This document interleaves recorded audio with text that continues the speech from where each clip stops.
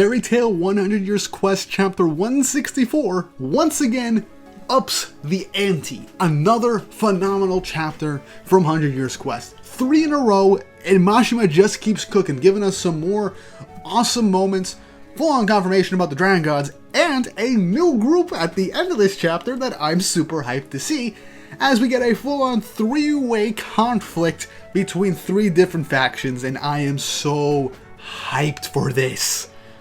It's moments like this that I wish that I had a separate channel just for Fairy Tail, because I can make so many different videos, and my schedule for this channel is already packed to the gills already.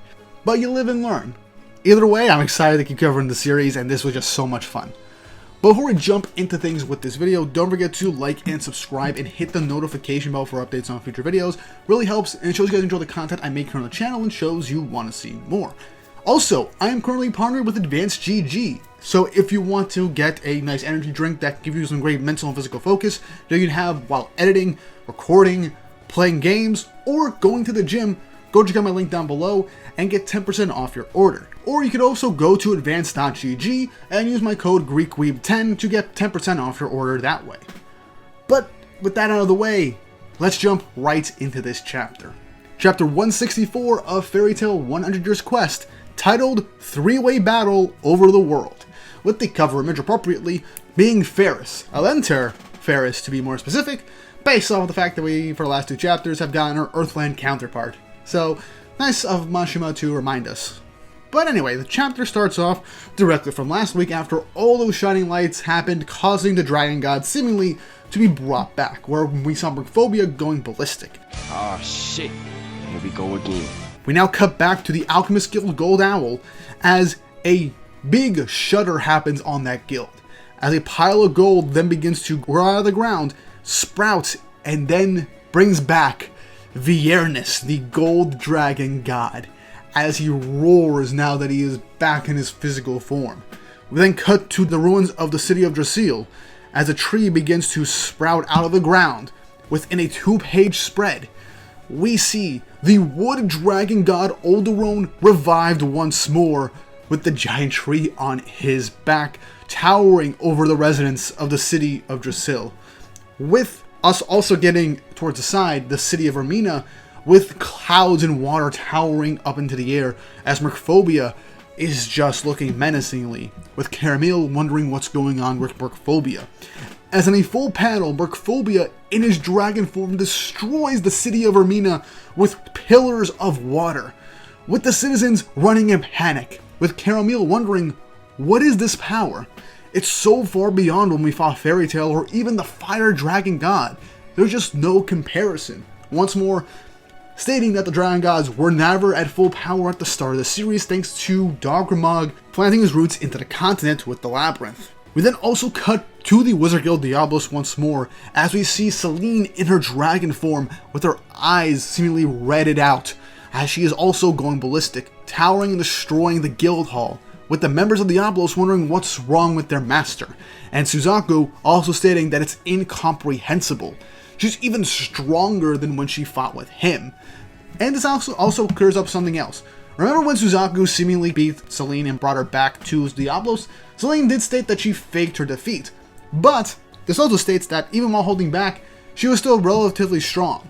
But yeah, this also shows that Celine was also affected by the whole power dampening thing within the continent, which is still crazy to believe.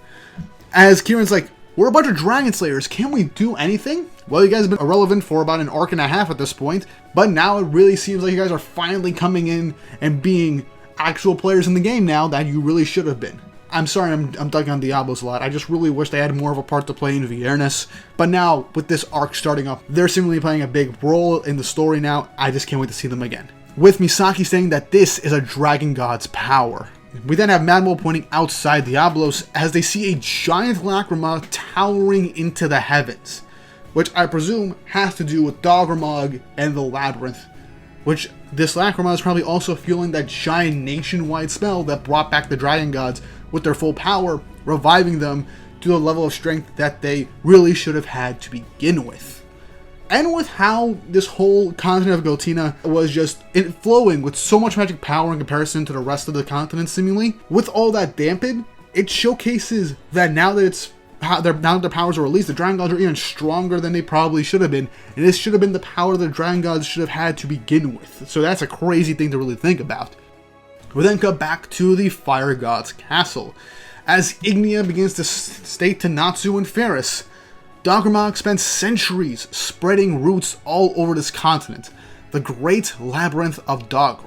It can activate the Dragon Gods and turn humans into dragons. So yeah, this confirms that part of the Dragon King's festival and what we were speculating with Fire and Flame is that Ignia was going to turn his guild members into dragons, as Natsu is shocked by the fact that he can turn humans into dragons. This could also end up foreshadowing that maybe the Dragon Slayers can have fully dragonified forms in the future, which I would love to see. To not only give Natsu a new form, but Wendy, Gagil, Loxus maybe, Cobra, Sting, and Rogue, and the members of Diablos full dragon forms. So that gives them transformations and perhaps maybe pseudo dragon forms potentially in the future. I would love to see that. But Ignia goes on to state, I'm going to create a dragon nation. Just like 400 years ago, a world where dragons soar through the skies. As he wants to bring back everything from before Acnologia went on his rampage and before that big dragon war. Faris menacingly states that this is interesting. In that case, I'll destroy both humans and dragons. That is the will of my left arm, Acnologia. Now, I do want to make a separate video on Acnologia and why he had the will to destroy in the first place and dive deeper into that. I want to do character-focused videos later down the road. But Acnologia is definitely first on the list because a lot of people do tend to misinterpret what Acnologia's will for destruction really means at the end of the day. And even I do it as well, but I think I've finally got to understand it now that I've revisited the series a few times. But Natsu ponders for a second after hearing this, stating, then I'll fight for humanity. I'll take both of you down. Come at me. I'm all fired up with Natsu having a really badass panel with the next page showcasing Lucy, Wendy, Gray, and Urza just having a dumbfounded and confused looks on their face as all of a sudden Natsu is transported, presumably towards the end of that speech with the all fired up section, back to Magia Dragon with Elefsir's magic. So now the entire group is back together. Honestly, I completely forgot that Elefsir can actually teleport people. My bad. But yeah, that's one way to bring the group back together. Elefsir states that, sorry, something big happened, and Athena states that it was an emergency, so he had to transport you guys. Not just stating that something big happened with him as well. So now, Team Fairy Tail is going to give out their information to learn what they're going to learn now. So now they're going to have to tell them about the Dragon King's Festival, the Dragon Gods coming back, the Black Wizard Faris, a whole bunch of stuff. But we then also cut back to the Fire God's Castle as Natsu was snatched up with Elefsir's teleportation. Faris laughs, stating, game on, Fire Dragon God. Will your dragon world win, or will it be my black magic world? Or will the humans win? As she then disappears and fades away, with Ignia having a serious look in his face now that the gauntlet has truly been thrown. As now she's going to be another thorn in Ignia's side for his plans. But Ignia states that that won't be a problem. We'll create our dragon world anyway. You'll all become dragons too. You're prepared to cast aside your humanity, aren't you?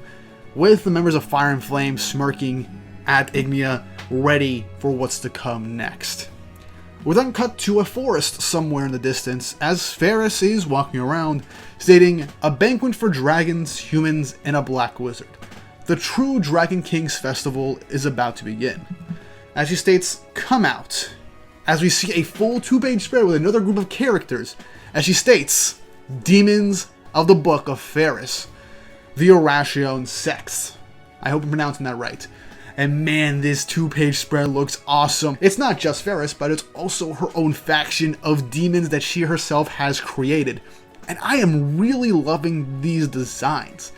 Now, a lot of people are thinking, Oracion Sex, don't you mean Oracion Seis? No, this is an entirely different group. And this does also mean 6. We do have 6 members, but I looked it up. It's German for 6. So definitely something relatively different and to differentiate from the Oracion Seis. So Mashima is doing something a bit different here.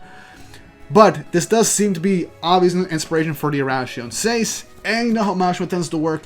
Whenever there's a brand new series he wants to do, he wants to incorporate previous aspects of other stories, like names and such, and reinvent them for a new one.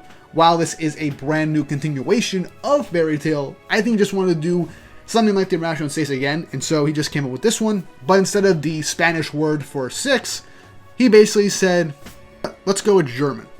And honestly, it works. And these demon designs look freaking phenomenal. I love it. Faris really taking a page out of, well, the Book of Seraph, I guess, by making her own demon books to basically use. I wonder if these characters can also use curses just like the demons of Tartaros. That is a big thing.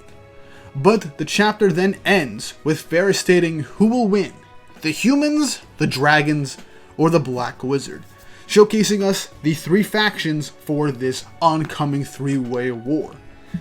And that's the end of the chapter.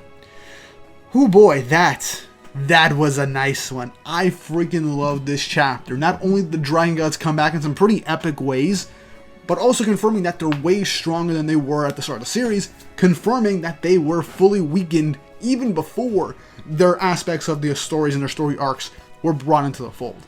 I love it. I cannot wait to see what's going to go on with that. But not only do we have the Dragon Gods happening and Team Fairy Tail, and seemingly Diablos is finally going to come back into the story after an arc, which I'm really glad Diablos is coming back. They have some really cool characters, and I think they'll finally play a good role in the story since they are Dragon Slayers.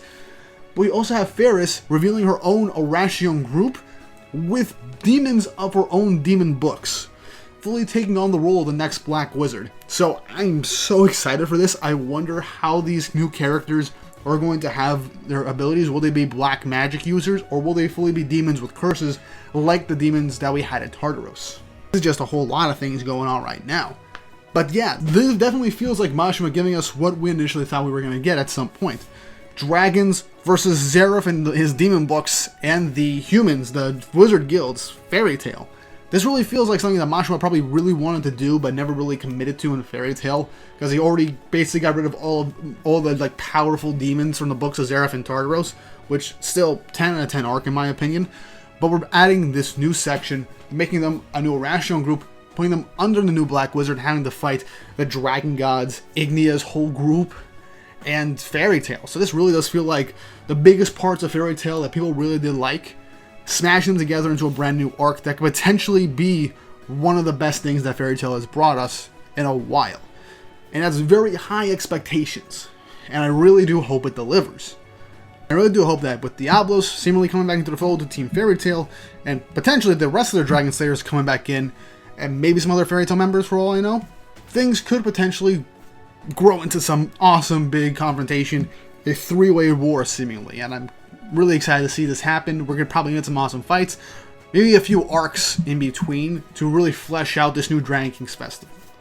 But what do you guys think of this chapter? Leave your thoughts and opinions in the comments section down below. What was your favorite reveal in this chapter? What was your favorite panel in this chapter or moment?